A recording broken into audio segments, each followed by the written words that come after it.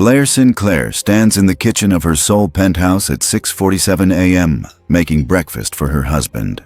The eggs are perfect, scrambled just the way he likes them. The coffee is French press, freshly ground. The toast is whole grain with exactly the right amount of butter. She's wearing his favorite dress, the soft blue one that makes her dark brown skin look luminous in the morning light. Her natural hair is styled in elegant twists. She looks like the perfect wife. She is the perfect wife. Except for one small detail. The man sitting at their marble breakfast bar, her husband, Prosecutor Kang Tae-jun, is hunting her. He just doesn't know it yet. "Morning," Tae-jun says, looking up from his case file with that smile that still makes her heart skip. Even after 18 months of marriage, even knowing what she knows about his family. "Morning, love." Blair slides the plate in front of him, kisses his temple. "You were up late again? The architect case?" "Yeah." He sighs, rubbing his eyes. "I'm so close, Blair. I can feel it. This person, they're brilliant, sophisticated. They've stolen over $300 million in the last 3 years, and we can't even confirm their gender." Blair pours his coffee, adds cream, 2 sugars. "Perfect." "Tell me about it," she says, settling onto the stool beside him, playing the supportive wife, the role she's perfected over 18 months of lying to the man she accidentally fell in love with. Tae-jun opens the file, shows her surveillance photos, financial records, pattern analysis. "Look at this. Every target is connected. Corporate executives taking bribes, judges fixing cases, prosecutors fabricating evidence." He points to a chart. "The architect isn't stealing for money. They're on a revenge mission." "Revenge for what?" Blair asks innocently. Even though she knows, because she's the one on the mission. "That's what I'm trying to figure out." Tae-jun runs his hand through his black hair, frustrated. "There's a pattern here. All these targets, they were all involved in cases from 10 to 15 years ago, but I can't find the common thread." "You will," Blair thinks. "Eventually you'll figure out they all helped frame an innocent man, a Nigerian professor named Dr. Chidi Okafor, my father. And when you do, you'll realize the pattern leads straight to your own father, Judge Kang Dong-min, the lead prosecutor who fabricated evidence and sent my father to prison where he died. Your father, my target. You'll catch them," Blair says softly, touching his hand. "You always do."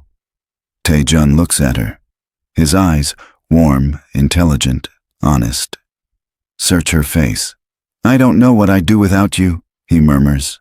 "Coming home to you is the only thing that keeps me sane." Guilt twists in Blair's chest. She pushes it down, locks it away. She's gotten very good at that. "Go catch the bad guys," she says lightly. "I'll be here when you get home." Tae-jun kisses her, deep, thorough. The kind of kiss that still makes her forget, for just a moment, that this entire marriage is built on lies. He leaves at 7:15. Blair watches from their floor-to-ceiling windows as his car pulls out of the underground garage 32 floors below. She counts to 60, and then she becomes someone else entirely. The sweet, supportive wife disappears. Blair Sinclair, non-profit director, do-gooder, prosecutor's perfect wife, vanishes. And Amara Okafor, the architect, criminal mastermind, daughter of a murdered man, takes her place. Blair walks to the home office, presses a hidden switch behind the bookshelf. The wall slides open. Inside, a room Tae-jun has never seen. High-tech computers, multiple monitors, encrypted servers, surveillance feeds of every target she's tracking. This is who she really is. And tonight, she's going to rob her father-in-law blind. Have you ever kept a secret from someone you love that could destroy everything? Drop your story in the comments below. I read every single one. And if you're already hooked on Blair and Tae-jun's impossible situation, hit that like button so I know you're here for this wild ride. Let's get into it. The moment the secret office door closes behind her, Amara exhales. No more pretending. No more playing the role of Blair Sinclair. the sweet nonprofit director who married above her station and spends her days helping immigrant women in Seoul. That woman is a mask, a very good mask, one she's worn for 3 years, but a mask nonetheless. Amara sits at her primary workstation. 6 monitors flicker to life. Encrypted communications, financial tracking, surveillance feeds. Her phone, her real phone, not the one Taejun knows about, buzzes. Video call. She answers. Marcus Chen appears on screen. Chinese-British, early 40s. Former MI6 cyber specialist turned freelance consultant. Her partner for the last 8 years. "Tell me you're not still there," Marcus says without preamble. "Good morning to you too. Amara, you're married to a prosecutor, the prosecutor hunting you. This is insane. I have it under control.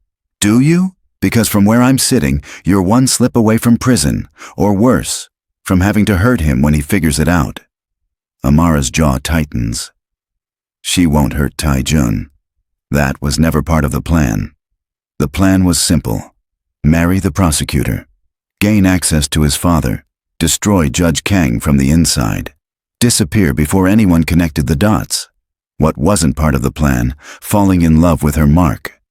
3 more targets, Amara says firmly. Then I disappear. You'll never hear from me again. You said that 6 months ago. I mean it this time. Marcus sighs. Who's the next target? Judge Kang. Silence. Your husband's father. Yes, Amara. He was the lead prosecutor on my father's case, Marcus. He fabricated the evidence, coerced the witnesses, sent an innocent man to prison where he died. Her voice is cold, clinical. He deserves everything that's coming to him. And when Taejun finds out you destroyed his father, he won't, not until I'm gone. You really think you can just disappear, leave him after 18 months of marriage? Amara doesn't answer, because the truth is, she doesn't know if she can. She never meant to care about Taejun, never meant to fall for his integrity, his kindness, the way he fights for justice even when it costs him. He's nothing like the corrupt men she's been destroying. He's good, and she's about to break his heart. I'll check in after the job, Amara says, ending the call.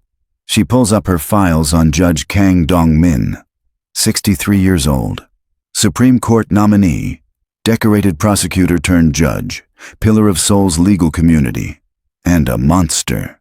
She's been tracking his finances for 6 months.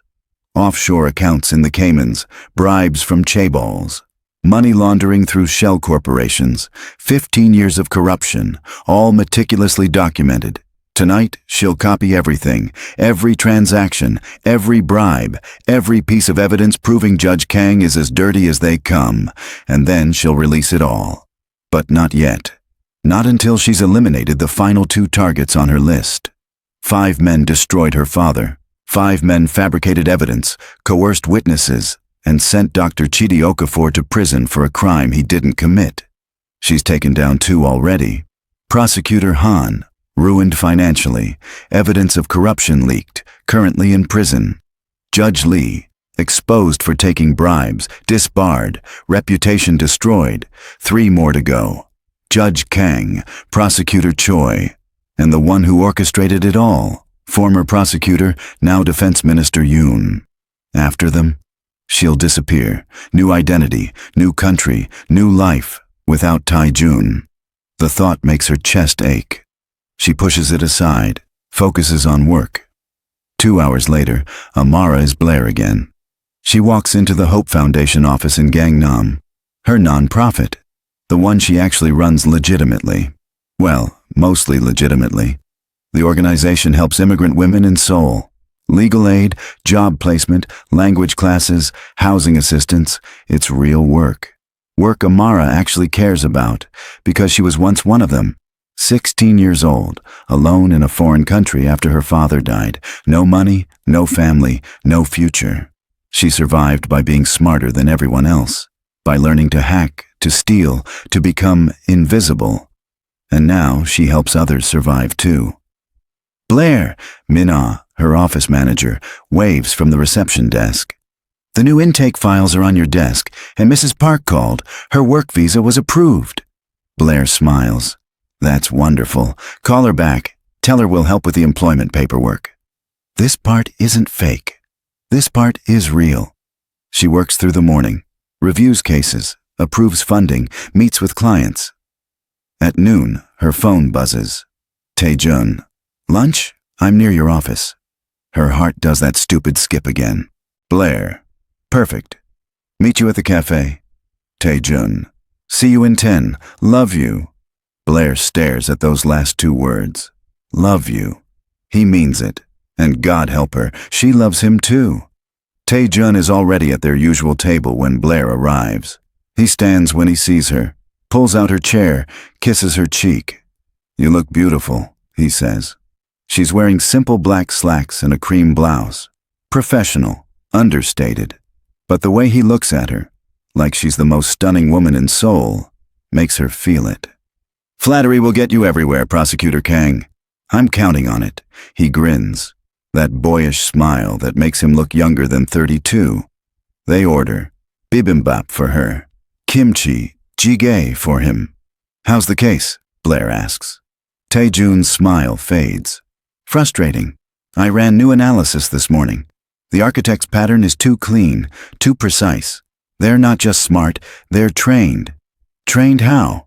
Cyber forensics, financial systems, maybe military or intelligence background. He leans forward. I'm working with Detective Park to narrow the suspect pool. We're looking at anyone with those skill sets who has a connection to the old cases. Blair keeps her face perfectly neutral. She has all those skill sets. Learned them over 8 years working with Marcus. But her cover identity is airtight. Blair Sinclair has no military record, no intelligence connections, just a simple non-profit director from London. You'll catch them, she says again. I have to. Tae-jun's expression darkens. The victims. They're not innocent. Every person the architect targets is corrupt. But that doesn't make vigilante justice right. Even if the legal system failed. He looks at her sharply. What do you mean? Blair realizes her mistake. She shouldn't have pushed. I just mean, if someone was wronged by the legal system, maybe they feel they have no other choice. There's always a choice. Tae-jun's voice is firm. Justice through law, not revenge. Blair wants to ask, what about when the law is corrupt? What about when judges lie and prosecutors fabricate evidence and innocent people die? But she doesn't, because Blair Sinclair wouldn't ask those questions. Blair Sinclair trusts the system. Amara Okafor knows better. You're right, she says softly. Tae-jun reaches across the table, takes her hand. Sorry, I get intense about this stuff. I know, it's one of the things I love about you. It's true. She does love his passion for justice. She just wishes it didn't make him her enemy. They finish lunch. Tae-jun walks her back to her office. Dinner tonight? He asks. I have a board meeting until 8. I'll be home by 9. Perfect. I'll cook. Blair laughs. You mean you'll order takeout and pretend you cooked? You know me so well. He kisses her. See you tonight, Mrs. Kang. Mrs. Kang. The name feels like a lie, because she's not really his wife. She's his target. Blair doesn't have a board meeting. She has a heist to execute. At 6:00 p.m., she's back in her secret office. Marcus is on video call. You sure about this? I've been planning it for 6 months, I'm sure. His security is military grade. If you trip any alarms, I won't. Amara has already mapped Judge Kang's entire digital infrastructure. She knows his passwords, his security protocols, his offshore account access points. She's been patient, methodical. Tonight, she takes everything. At 7:30 p.m., she initiates the breach. Her fingers fly across the keyboard. Code streams across multiple screens. Judge Kang keeps his offshore accounts behind 6 layers of security. She peels them back one by one. Layer 1, biometric authentication. Bypassed using the fingerprint scan she lifted from his water glass at dinner 3 weeks ago. Layer 2, multi-factor authentication. Bypassed using the phone clone she created when she borrowed his phone at that same dinner. Layer 3, encrypted password. Cracked using quantum algorithms. Layer 4, randomized security questions. Answered using personal information she gathered over 18 months of family dinners. Layer 5. Time-delayed verification. Spoofed using manipulated timestamps. Layer 6. Manual confirmation. Forged using his digital signature. At 8:47 p.m. she's in. $287 million in offshore accounts. Evidence of bribes going back 15 years. Emails, wire transfers, Shell Corporation documents. And there, buried in an encrypted folder, case files from 13 years ago. The People vs. Dr. Chidi Okafor. Amara's hands shake as she opens them. Fabricated evidence, falsified testimony, witness coercion, all documented, all signed by Prosecutor Kang Dong-min. Her father was innocent. She always knew. But seeing the proof, seeing the deliberate lies, the manufactured case, rage floods through her. They didn't just wrongly convict him, they murdered him. And Judge Kang orchestrated it all. Amara copies everything, downloads it to her encrypted servers. She doesn't steal the money. Not yet. That comes later. After she's exposed all 5 men. After she's destroyed them the way they destroyed her family. At 8:55 p.m. she logs out, covers her digital tracks, erases all evidence of the breach. By 8:58 p.m. the secret office is closed. The wall is back in place. Blair Sinclair smooths her hair, checks her makeup, and goes home to her husband. Pause for a second.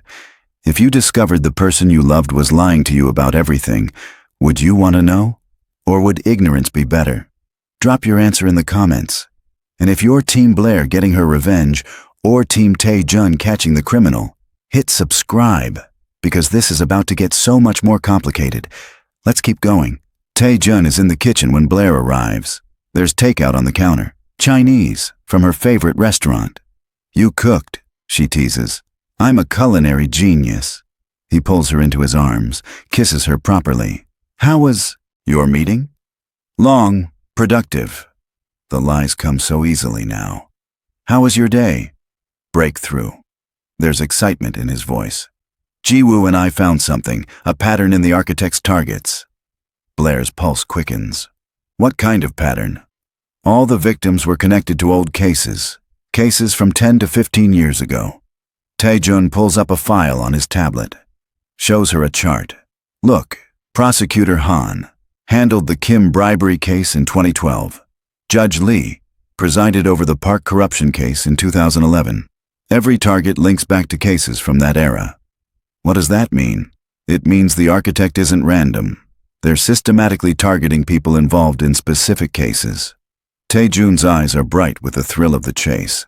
"If I can figure out which cases, I can predict the next target." Blair's mind races. He's getting too close. If he analyzes all the cases, he'll find the common thread.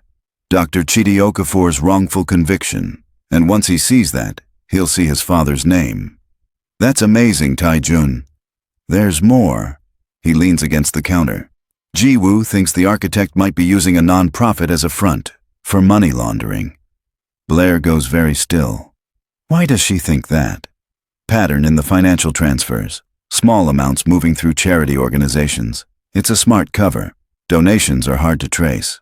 Which non-profits? We're building a list. Probably 100 organizations in Seoul alone. He doesn't see the alarm in her eyes. "We'll audit them all if we have to." The Hope Foundation will be on that list. Her legitimate non-profit, with perfectly clean books, except for the small detail that she occasionally routes her stolen money through it before moving it offshore. She's been careful, meticulous. But if they audit her finances, they'll find inconsistencies, questions, and Tae-jun will be the one asking them. "That sounds like a lot of work," Blair says carefully. "It is, but I don't mind. This person, the architect, they're brilliant. Catching them will be the case of my career." He sounds almost admiring. Blair wonders what he'll sound like when he figures out his brilliant adversary is sleeping beside him every night. They eat dinner, talk about their days, watch TV. At 11 p.m. they go to bed. Tae-jun makes love to her, slow, thorough, the way that makes her forget everything except the feel of his hands, his mouth, his body moving with hers. Afterward, He falls asleep with his arm around her waist. Blair lies awake, staring at the ceiling. 3 more targets. 3 more, and she's gone. But lying here, listening to Tae-jun breathe, she doesn't know if she can leave him, and she doesn't know if she can stay. Blair is meeting with a client when her phone buzzes. Tae-jun, can you come to my office? There's someone I want you to meet. Her instincts scream danger, but Blair Sinclair wouldn't hesitate. Blair, on my way. 20 minutes later, she's at the Seoul Central Prosecutor's office. Tae-jun meets her in the lobby, kisses her cheek. Thanks for coming. I know it's random, but Ji-woo wanted to meet you. Your partner? Yeah, she's heard so much about you, she insisted. They take the elevator to the 12th floor. Detective Park Ji-woo is waiting in Tae-jun's office. Mid-30s, sharp eyes, the kind of cop who doesn't miss details. She stands when they enter, bows politely. Mrs. Kang, it's lovely to finally meet you. Please, call me Blair. She shakes Ji-woo's hand, maintains perfect eye contact, warm smile. Tae-jun talks about you constantly, Ji-woo says. Your non-profit work sounds incredible. It's rewarding, challenging but rewarding. They make small talk. Coffee is offered, declined. And all the while, Ji-woo is studying her, looking for something. Blair can feel it. How long have you been in Seoul? Ji-woo asks casually. 3 years. I moved here to start the Hope Foundation. From London? Yes. And before that? University in London. Then a few years working for international NGOs. All true. All documented. All part of her cover. What made you choose Seoul? I wanted to help immigrant communities. Seoul has a growing population of foreign workers who need support. Ji-woo nods. Your Korean is excellent. Thank you. I studied intensively when I first arrived. Where did you study? Yonsei University Language Institute. Also true. Also documented. Blair has spent 3 years building this identity. Every detail checks out. But Ji-woo is still watching her, looking for the crack. After 15 minutes, Blair stands. I should get back to the office. It was wonderful meeting you, Detective Park. You too, Mrs. Kang. Tae-jun walks Blair to the elevator. Sorry about the interrogation, he says, embarrassed. Ji-woo is thorough. It's fine. She's protecting you. From what? You're the least threatening person I know. He kisses her. See you tonight. Blair rides the elevator down. Her heart is pounding. Ji-woo suspects something. Maybe not the truth. Not yet. But something. This is getting dangerous. Blair is in her secret office when she hears the door. The front door, to the penthouse, opening. Tae-jun shouldn't be home. He's at dinner with Ji-woo and the team. Said he'd be out until midnight. But she hears his voice. Blair, you home? Panic. The secret office is open. Computer screens are lit. Encrypted files are displayed. She has maybe 30 seconds before he walks past the office. Blair closes the files. Shuts down the monitors, hits the switch. The wall begins to slide closed. Blair! His footsteps in the hallway. The wall is halfway closed. I'm in here, she calls out. The wall clicks into place just as Tae-jun appears in the doorway. Blair is sitting at the regular desk. Laptop open. Non-profit spreadsheets on the screen. Hey, she says, smiling. I thought you had dinner. Cancelled. Ji-woo wasn't feeling well. He crosses to her, kisses the top of her head. Working late? Just catching up on budget reports. He glances at the screen. You work too hard, says the prosecutor who hasn't taken a day off in 6 months. Tae-jun laughs, pulls her to her feet. Come to bed. The budget can wait. Blair follows him, but her heart is racing. That was too close. Far too close. Blair is back in the secret office at 6 a.m. before Tae-jun wakes. Marcus calls immediately. You need to abort, now. What happened? I've been monitoring law enforcement chatter. Detective Park requested deep background checks on non-profit directors in Seoul. Blair's blood goes cold. When? Yesterday, after she met you. She suspects. She more than suspects. She's actively investigating. Marcus's face is grim on screen. Your cover identity is solid, but if they dig deep enough, they'll find inconsistencies. Yes, Blair closes her eyes. She's been Blair Sinclair for 3 years. The identity is bulletproof, but it's not perfect. No identity is. And Ji-woo is smart, thorough. If she looks hard enough, she'll find the gaps, the small inconsistencies that don't quite add up. I need 2 more weeks, Blair says. You need to disappear, tonight. I'm not leaving without finishing this. Amara, 3 more targets, Marcus. I'm so close. I can't stop now. You're going to get caught. Then I'll deal with it when I do. She ends the call. She knows Marcus is right. The smart move is to run. But she's been planning this for 13 years, dreaming of it, building toward it. She's not leaving until Judge Kang and the others pay for what they did, even if it costs her everything. Taejun's mother calls Friday morning. Family dinner, Sunday, 6 p.m. Don't be late. It's not a request. Blair hates these dinners. Judge Kang and his wife live in a Gangnam mansion that screams old money and older corruption. Sunday arrives. Blair wears a conservative dress, pearl earrings, the perfect daughter-in-law. Judge Kang answers the door himself. He's tall, distinguished, silver hair, the kind of man who radiates authority. And looking at him, Blair sees the man who destroyed her father. Blair. He doesn't smile. Never does when he looks at her. Come in. Taejun's mother, Han Soo-jin, is warmer, but only slightly. You look thin, she says, examining Blair critically. Are you eating enough? Yes, mother. They sit for dinner. Traditional Korean meal. Multiple courses.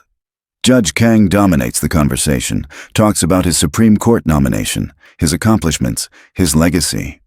Blair smiles politely, plays the quiet wife. Until Taejun tells me you run a non-profit. Judge Kang's tone is dismissive.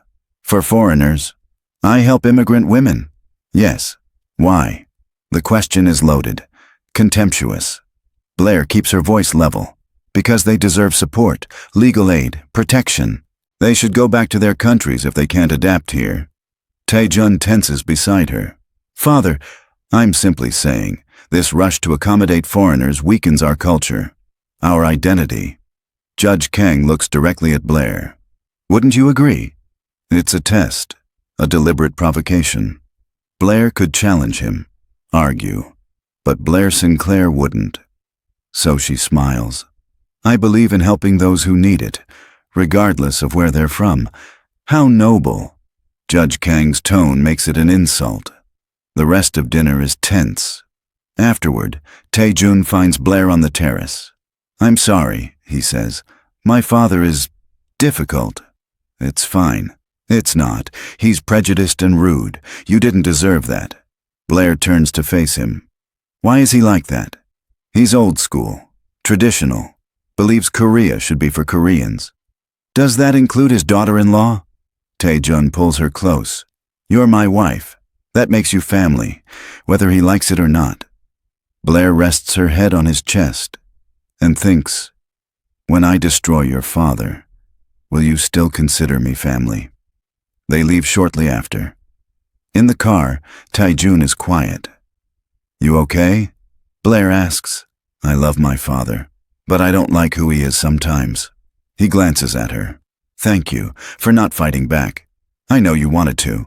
Blair did want to fight back, but not with words, with evidence, with exposure, with complete and total destruction. Soon. Taejun calls Blair from the office. I figured it out. Figured what out? The pattern. All the architect's targets were involved in cases from 2011 to 2013. Specifically wrongful conviction cases. Blair's hand tightens on the phone. What? Cases where evidence was questionable, where convictions were overturned later, or where defendants died in prison. Taejun sounds energized, excited. I pulled all the cases from that period, cross-referenced them with the architect's targets. And? There's one case that connects to multiple targets. The People vs. Dr. Chidi Okafor, 2012. Wrongful conviction. He died in prison before his appeal could be heard. Blair can't breathe. What was he convicted of? Embezzlement and fraud. Except the evidence was fabricated. The case was a mess.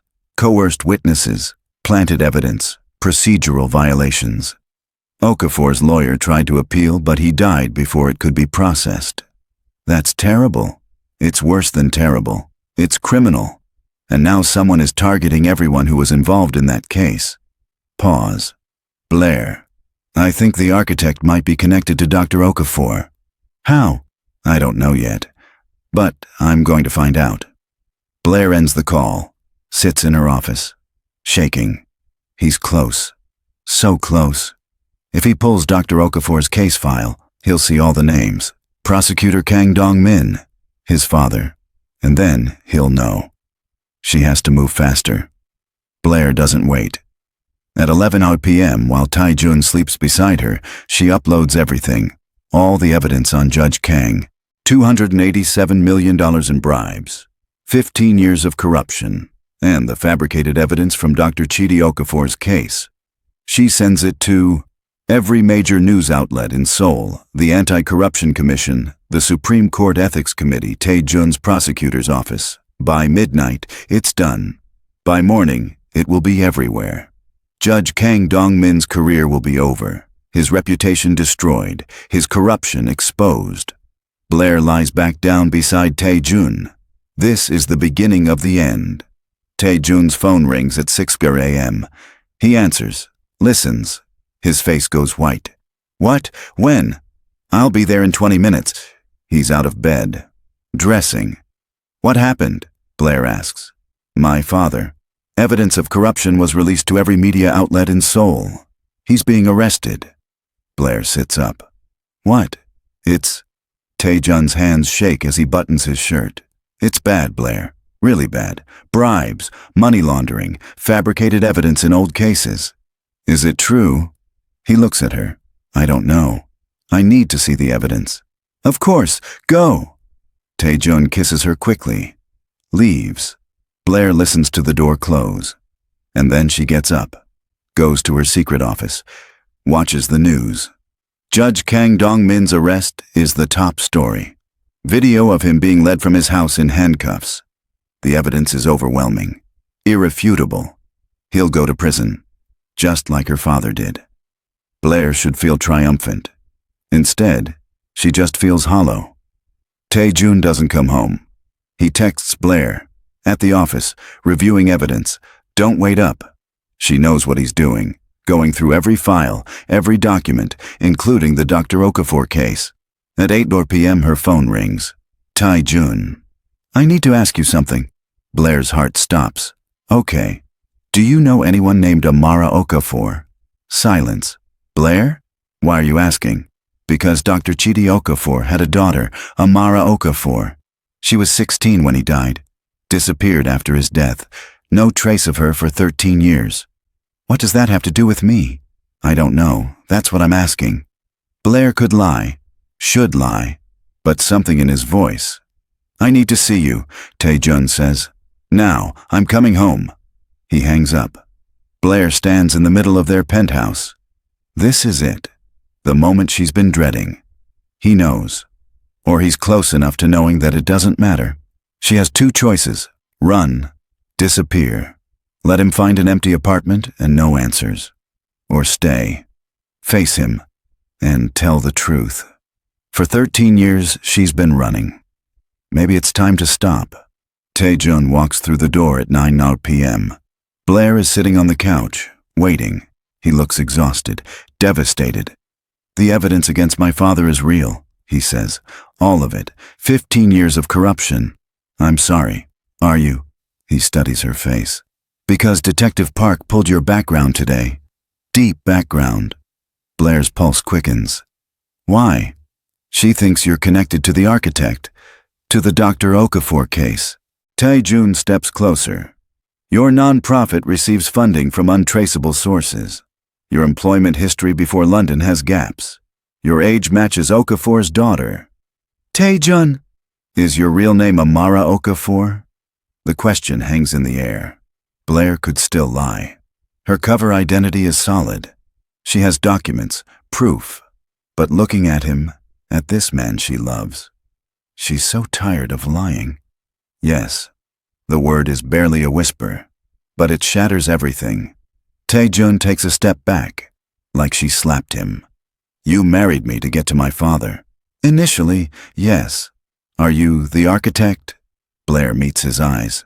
Yes. For a long moment, Tae-jun just stares at her. Then he laughs. It's bitter, broken. Everything was a lie. Our entire marriage. Not everything, not the way I feel about you. How do you feel? His voice cracks. Because I don't even know who you are. Blair stands, takes a step toward him. He backs away.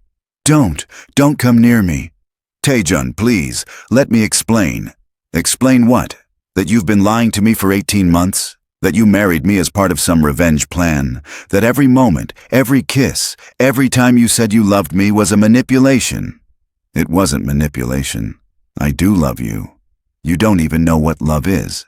His eyes are wet. Love is honesty, trust. You're a criminal, a thief, everything I've been hunting.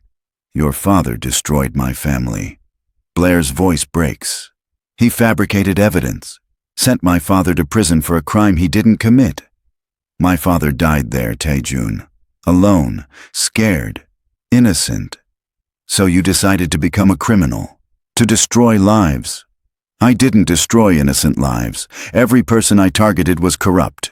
They all helped frame my father. They all deserved. You don't get to decide that, Tae-jun shouts. That's not justice. The law didn't give me justice. Your father made sure of that. They stare at each other. Two people who love each other, who are also enemies. I should arrest you right now, Tae-jun says quietly. Then do it. Blair, do it. I won't run. I won't fight. If you want to arrest me, arrest me. She holds out her hands. But first, let me show you something. She walks to the office, opens the secret room. Tae-jun follows, sees the computers, the servers, the evidence. Blair pulls up the files, shows him everything, the fabricated evidence in her father's case, the coerced witnesses, the procedural violations, all documented, all signed by Prosecutor Kang Dong-min.